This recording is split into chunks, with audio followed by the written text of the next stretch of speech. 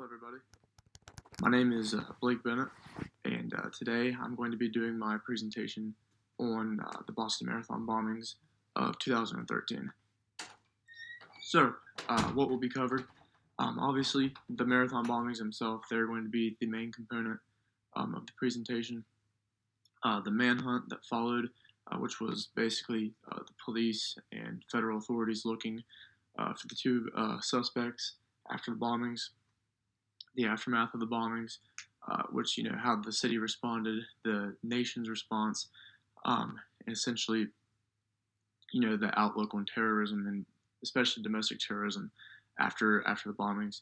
And fourth, the analysis of Jukes' news values. There are a lot to be covered in this presentation, and the conclusion, basically. Like I said again, our outlook, how the city responded, and basically just looking back and seeing the results of what happened after the bombings. So, the marathon bombings themselves. So, on April 15th, 2013, two explosions occurred near the finish line of the Boston Marathon. The first explosion was detonated at 2:49 p.m., and shortly after, 12 seconds later, the second explosion took place.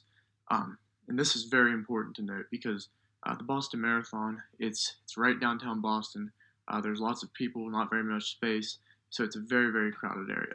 And, anytime you get these large congregations of people in such a tiny place, it can just put into perspective how devastating a bomb in such a small area like this can be. So, what followed were three individuals sadly lost their lives, and over 200 were injured in a matter of a couple seconds. So, the type of bombs that were used by the bombers, they were pressure cooker bombs. The two bombs, they were most likely used pressure cookers because they're very small, they're easily concealed in a backpack. A suitcase, something like that. It's just something that people wouldn't, think twice about when going to an event like this. People have backpacks on, and you just wouldn't think twice of seeing somebody with something like that on. And also, the pressure cookers, they actually contained little pieces of metal, like ball bearings that you would see, like they almost look like the little things you should have a BB gun, like ball bearings. Nails and other jagged pieces of metal. So you can just imagine these things being ejected at such a high rate of speed out of these pressure cookers, and just how much damage and how much devastation they can cause. So, looking for suspects. Immediately after the bombings, the FBI, they began recovering CCTV footage from local businesses that were near where the explosions took place, near the finish line of the Boston Marathon. And even though it's a movie, this is beautifully portrayed in the movie Patriots Day, as it shows basically a reenactment of the FBI. They obtained this giant warehouse on the outskirts of Boston, and they get all of their analysts in there, and they start, sifting through all of the data, all the video footage, until eventually they find two suspects. So there were two key individuals that were identified and located within the CCTV footage, and their pictures were released to the public, and a manhunt began. So the suspects being located, they are Tamerlan and Dzhokhar Tsarnaev. These two are the ones that are eventually identified as the Boston bombers. Dzhokhar, as you can see in the picture right here, he's on the left with the white hat on. He's the younger of the two. He's only 19 years old at the time of the Boston bombings. He's a college student in Boston. He goes to a college called UMass Dartmouth, which is right on the outskirts of Boston. And even though he struggled with his grades at times while in college, he was described by his friends as being a very likable person. And while he was before college, he played soccer, and he was even the captain of his high school wrestling team. So essentially, everybody that was interviewed on Dzhokhar's part said something like they didn't know how he could commit such an atrocity such as this just because they didn't see it. They didn't know how somebody so nice and so likable could do something like that. However, the older brother Tamerlan, who's pictured in this, he's on the right with the black hat. He's 26 at the time of the bombings, and in his personal life, he was actually a very skilled boxer.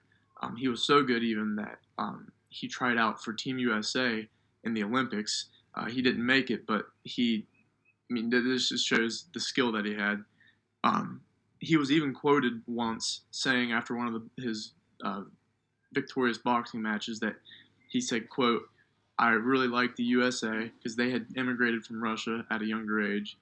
And, however, these the people that did get to know him said that they saw a change for the worse as he became a more devout Muslim. Apparently, he would abuse his girlfriend, longtime girlfriend, physically in front of his child. But regardless of their personal lives, these two individuals were now on the run from the FBI and local authorities. So, the manhunt. The brothers are eventually found in a little town right outside of Boston called Watertown. And this picture, it's actually a real photo taken by one of the residents of Watertown. You can see the two brothers in front of their SUV actually priming another pressure cooker bomb, which they will then throw at the police during the shootout. A gunfight then ensues, and Tamerlan, the older of the two brothers, he's actually shot, and he's pronounced dead later at the hospital that evening. Zocar is wounded and injured during this gunfire exchange, but he's actually able to escape, where he a couple days later was found in a boat in somebody's backyard. He was detained, taken to prison, and that's where he currently is. He's in federal prison right now, awaiting execution. So going over Jukes' 12 news values, the first one obviously is threshold. There's plenty of drama and perceived importance with an event such as this. This is arguably, the first or even the biggest major terrorist attack on U.S. soil since 9/11. So, this happening so fast and so close to, so close to home, it's easy for the media to pick out bits and pieces of this event to portray as a national story. So the second news value that's present in this presentation is simplification. So pro Boston in the aftermath of the bombings, Boston strong. It was a sentiment that basically swept the nation, not just New England and Boston. It really showed that the nation was behind Boston, and the media really portrayed it as such as that. And the media may have gone even a step too far and portrayed this as a must, basically saying, hey, you either need to get behind Boston, be Boston strong, or you're not being sentimental towards the victims. And there were some individuals that did get angry about this. Individualism, this is best portrayed in the deep dive of the personal lives of the two brothers. Whenever something like this happens, you want to know why. Why did this occur? Was there any warning signs that could have been identified before this event took place? And so once they were digging deep into this, they basically came to the fact that Tamerlan, the older of the two brothers, which is on the left-hand side in this picture right here, they basically said as he became a more devout Muslim, he became radicalized and basically radicalized his own brother, and who talked him into doing that with him. So I grouped risk and proximity together in this because they kind of go hand in hand in such a thing like this. So the media, they tried to portray this as this could happen to anybody, and they were even doing this before the brothers were caught. And there was some fear that the two brothers had more bombs and that they were going to go to different cities throughout the U.S. So I put, for example, some of the cities that were put on heightened alert before the two brothers were caught was New York City, Washington, D.C., and Philadelphia. So, this may have been a fault of the media for doing this, but then again, you have to give them the benefit of the doubt because nobody really knew anything at this point in time. So celebrity or high status person, although they were not well known prior to this happening, they definitely were after. I mean, if you just look right here, Zokar is on the cover of Rolling Stone magazine. A terrorist is on the cover of a major American magazine, not because he's well liked, but because he's infamous for the events that transpired in 2013. So they basically, because of the media and media portrayal of this, they went from nobody knowing them to basically household names in the United States, and that's what happened. Violence, conflict, and graphic imagery. So this was a staple for the news media to report. Sometimes violence and conflict and stuff like that, it can get mundane and dragged down because it happens so often. But in such a national event, worldwide, global event such as this, it was easy for the media to get plenty of subject matter, and the graphic imagery actually helped. This was one of the more tame photos that I could find.